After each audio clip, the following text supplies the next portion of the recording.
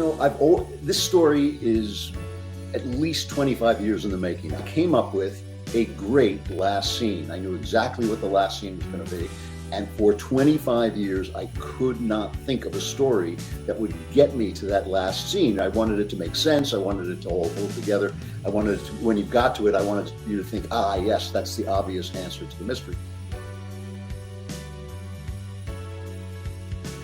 All right, hey gang, welcome back to my channel. Today I have a very special episode featuring the one and only Andrew Klavan, award-winning author, podcaster, and all-around nice guy. Thank you so much, Drew, for coming on the show. It's a pleasure. I'm sorry, I know most of the kids have some great background, but I haven't really decorated my office yet, so I look like I'm in the Twilight Zone or something. Yeah, well, I've got like my I think it's the Dark Phoenix Barbie doll up here in the corner that everybody points out. So that's my little piece of nerd decoration right there. But before we get started on the interview, I did want to remind the audience to don't forget to like this video, subscribe to the channel, ring the bell to get notifications, and comment below which guests you might like to see on my show in the future and what you guys think of my outfit today, because my dad calls it my Christmas present outfit. I look like I've just wrapped myself in wrapping paper, and so that's what you got for today.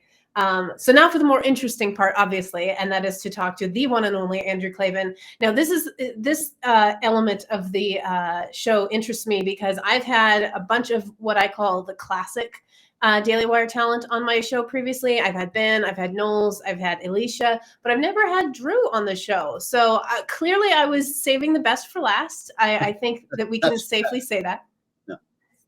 So, but as many people know, and for those few of you living under a rock who don't, Drew has his brand new book, When Christmas Comes. I have my copy right here. Yes, my bookmark is an iTunes gift card. But this book is the reason why I wanted Drew to come on the show, because I wanted him to talk a little bit about what this book is about and what his inspiration for the story was. So, Drew, basically just that. What kind of inspired you to do this more Christmassy? I don't think you've done a lot of Christmas stories. Is that correct among your books? I've done Christmas stories and Christmas figures in a number of my books, oddly enough. But I've never done one that is just specifically what you'd call a Christmas mystery, a mystery kind of revolving around the Christmas season. So what kind of gave you the inspiration for this story? This story is at least 25 years in the making. I had the idea for this story many, many, many years ago. And it came to me because I was thinking about the fact that there are almost no really good Christmas stories outside of the Gospels. There's A Christmas Carol, which is a great Christmas story. There's It's a Wonderful Life, which is the mirror image of A Christmas Carol. It's almost the same story backwards. One is about a greedy man who's shown how his life has ruined the world, and the other is about a generous man who's shown how much worse the world would be without him. It's almost the same story. But most Christmas stories tend to be sentimental, kind of goopy, or they have nothing to really do with the season. And so years ago, I mean, really at least 2 decades, probably more ago, I was thinking, why is that? Why are so many Christmas stories so bad, And I thought it's really because they're about the things that you get out of Christmas, where A Christmas Carol is about just changing your mind and sacrificing the things that you have been holding on to all these years. I mean, Ebenezer Scrooge has been holding on to his money and holding on to his point of view all these years, and suddenly that point of view is shattered. Nothing else about his life changes except his point of view, which is really what Christmas is about. It's what the Gospels call metanoia, a change of mind. And so I thought, well, gee, I would like to write, since I'm a mystery writer, I'm a crime writer, I'd like to write a crime story that is about sacrifice and change of mind, something that just shifts your perspective. And I came up with a great last scene. I knew exactly what the last scene was going to be. And for 25 years, I could not think of a story that would get me to that last scene. I wanted it to make sense. I wanted it to all hold together. I wanted it to, when you got to it, I wanted you to think, yes, that's the obvious answer to the mystery. And I couldn't do it. And during the lockdowns, my friend Otto Penzler, who is the greatest mystery editor in the country and has been probably the greatest editor of mysteries in the world, and has been for about 40 years. And he called me up, and he's locked down in Connecticut, and I was kind of pretending to be locked down in California. And he said, "You ought to write I've been sitting here thinking, and you ought to write a Christmas mystery." And I said, you know, Otto, I have had a Christmas mystery in my mind for 25 years, and I've not been able to think of the story that goes with the ending. He said, well, think of one because I want it, you know. So now when the best mystery mystery editor on earth calls you up and asks you for something, you give it a lot of attention. So I went out for these long walks. I mean, just walking and walking, just trying to think of it. And on the second long walk, this little thing clicked into place. This is a story I'm thinking about for 25 years. This little idea clicked into place, and I thought that's the idea that I've been looking for. And so I called them back and I said, "All right, I'll do a Christmas mystery." And it's just been a great experience. I think I'm really pleased with the way the book came out.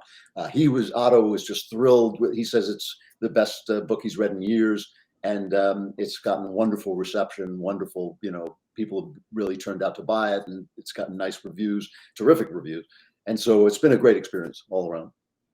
Yeah, I think that your point regarding just Christmas stories in general being poor, that's something I resonate with for sure, because there's a lot of stories that are not Christmas stories that I like to call Christmas stories because they actually capture kind of the feeling that I would prefer that Christmas stories capture.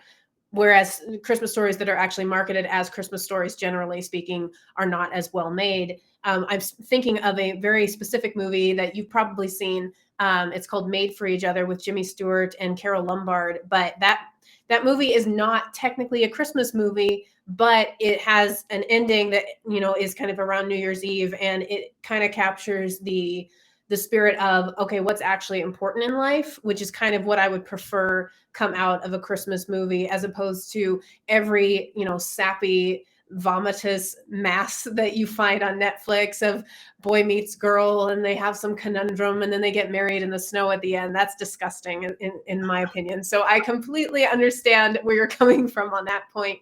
But something that I often point out, well, actually, I'm getting ahead of myself here. One of the things that I like most about with your writing is it feels like you're just talking, and that might be just my own bias because I happen to know you personally, but it feels like you're just talking to me and kind of telling me a story as the main character.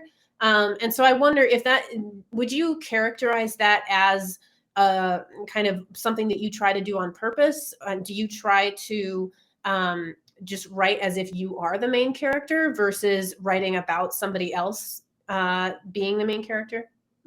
Well, you know, one of the hardest things a writer has to do is find his voice, and it takes Mhm. years. Young writers usually don't find it right away. I worked very, very hard to sort of master the kind of prose that I wanted to write. In my memoir, The Great Good Thing, I talk about the fact that I actually would sit down and write a sentence over and over again all night long. And then the next night, I would write a paragraph to go with that sentence all night long, and then a page until finally I'd written a story. And Ben Shapiro read my memoir and called me up and he said, "That sounds like the worst experience ever." You know, and I said, "Well, I was just obsessed with finding this voice." You know, it's a really interesting thing. I have never written a story in which someone didn't think that I was the character.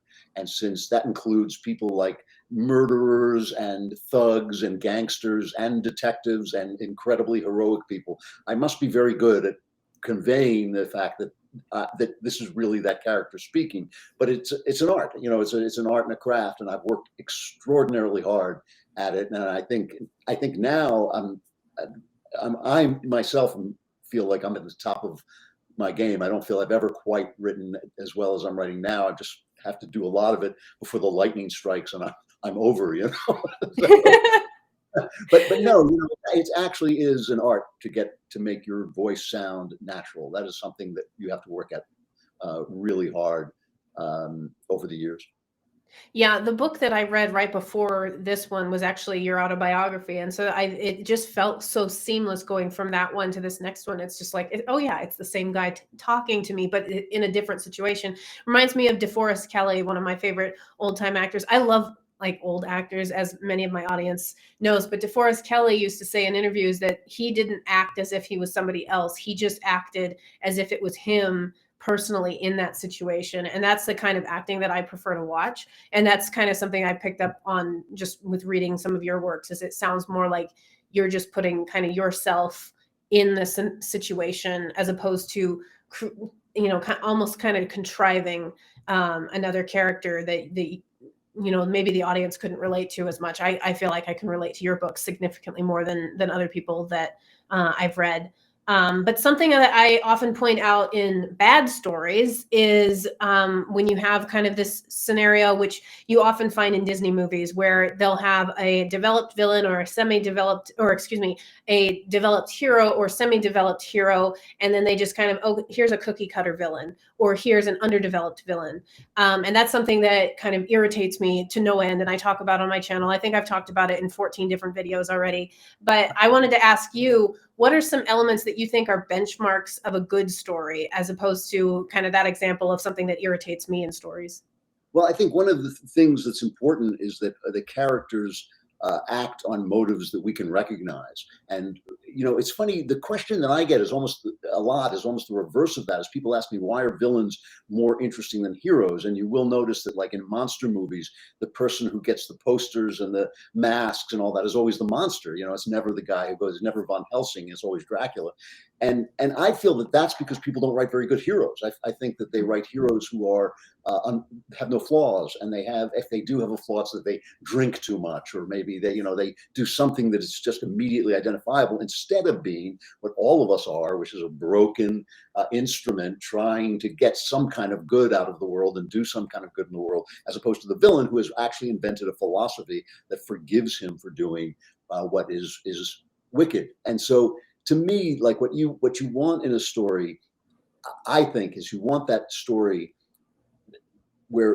which is the one thing that could happen to your main character that will transform him. And that's why I tried for a while to write for TV, and it was very hard to do that because TV characters never change. Your TV character just is in a different situation every week, but he kind of remains the same. Whereas I feel a story is about that moment when a person who is fascinating and interesting and powerful in some respect meets that series of situations that are just right to challenge him. So the example that I like to use is if you had Othello, who is given a little bit of evidence that his wife might be untrue to him and goes insane. He just immediately assumes that she's unfaithful. And then you have Hamlet, who's given an enormous amount of evidence that his stepfather may be a murderer and can't make up his mind. If you switch those two people into their stories, then you have Hamlet is over in about 2 seconds. And, Othello would never end. He'd never be able to make up his mind. Another good example is it makes a difference whether Frodo fights a dragon or Superman fights a dragon. Those are two different stories. When Frodo does it, you think like, oh, wow, here's like the littlest, most meaningless guy being thrust up against this terrible moment of danger and meaning, and it's transformative. So for me, the minute I know I have a good story is not the minute when a premise occurs to me that's cool. The kind of what about this? What would happen if this happened? It's the moment I find the character who, in that situation, will be revealed, challenged, and either destroyed or changed. And that to me is what makes great stories. Yeah, that really just kind of leads into something else I'm reading right now. I'm currently about halfway through Stephen King's Misery novel, and that is a great example of a book where the villain definitely overshadows the main character. Obviously, you feel for the main character the entire book, but the villain is the prime character that you're there for, to see what she does and what's going to happen there. So I just think I agree with you on the point that oftentimes villains get more attention in books. I also I really appreciate when there's a good balance between the hero and the villain, and I think that's a really important element for me, just as a member of the audience wanting development from both sides. And I think that it's helpful. Again, obviously I'm speaking as somebody who's a professional and knows significantly more about writing than I do, but that's something that I think is just really the cream of the crop, when you can have a well-developed hero and a well-developed villain, instead of there being kind of a lopsidedness to Yeah, it. and I've written stories and like writing stories where there's no actual villain, where the villain has done something that's already over, and now the hero is facing the challenge that arises from that, but the villain's gone. And I think that I'm just really interested in creating good characters, heroic characters who are like us. They're not heroic by nature. They're not Superman. They're people who are struggling with their own issues, but somehow they manage to find a way to do what needs to be done. And those are the kinds of characters I'm really fascinated by. Absolutely. So my final question, I just wanted to wrap up. Are there any books that you're reading besides your own, which again, I will give it a quick plug. I will have the link to the Amazon store in the description so you guys can go and buy that. But are there any books that you're currently reading that you would like to recommend to the audience? Oh yeah, you asked me at the perfect moment, because I'm a big fan of C.S. Lewis's nonfiction, the great Christian apologist, and I love his nonfiction. I love his speeches. I love his meditations, but I've never liked his fiction. The famous Narnia novels, The Lion, the Witch, and the Wardrobe. To me, they're just very. The British have a word, twee, which means very cute, like a little cottage in the woods. Thomas Kincaid is kind of twee, and I always found his fiction very twee, and I've never really enjoyed it. But on recommendation, I read his space trilogy, and the first two of them I kind of liked. I thought they were interesting and different. The third one, That Hideous Strength, which I only read to complete the trilogy, like I was kind of bored by the whole thing at that point. But I thought, you read the first two, you got to read the last one. I just thought it was great. It's called That Hideous Strength. It was written in 1945 or published in 1945. It could be a newspaper story today. It is about a demonic takeover of the world or of England, an attempt by the devil to take over England. And the things that happen in it are exactly what's happening today. The destruction of education, the portrayal of people as being nice. There's an organization called NICE in it, which is the evil organization, which reminds me of a lot of organizations we have now that have these kind of nice sounding titles that are really demonic. It's attack on women, specifically on women's roles and what women do in the society. It's just an amazing book, and it's full. Unlike when I say that C.S. Lewis is twee, this book is full of horror and perversion, and it's not graphic or anything like that, but it's just you will recognize the world we are living in today. It's a prophetic book. There's no other word for it. It is a work of prophecy, and I found it great. Now, people have told me it's hard to read, and dense, but I burned through it. So that's a book that really has moved me, and I think it was one of the pinnacles of my reading year. Just discovering a classic that I hadn't read yet. Yeah, I'll have to make sure that is in the description as well for people to go and check out. Well, thank you so much for coming on my show, Drew. It's been too long since I've talked to you. We'll have to do this again sometime. We'll have to make this a habit whenever you have a new book out. But I really appreciate you taking the time out of your busy schedule to talk to me today. Well, thank you. And I appreciated your dance video for my book. I really, I love that. Absolutely. I have to tell the audience real quick. Drew asked me to just do a nice tweet for his book. And I was like, you know what? I'm going to go all out. I'm going to make a whole thing for it. And I had such a good time making that. So I'll probably cut that video at the end of this interview so you guys can watch it. But thank you again to everybody who watched the episode. Please make sure to like this video, subscribe to the channel, ring the bell to get notifications, and comment below what you guys thought and which guests you'd like to see on this show in the future. And I will talk to you guys on the next video.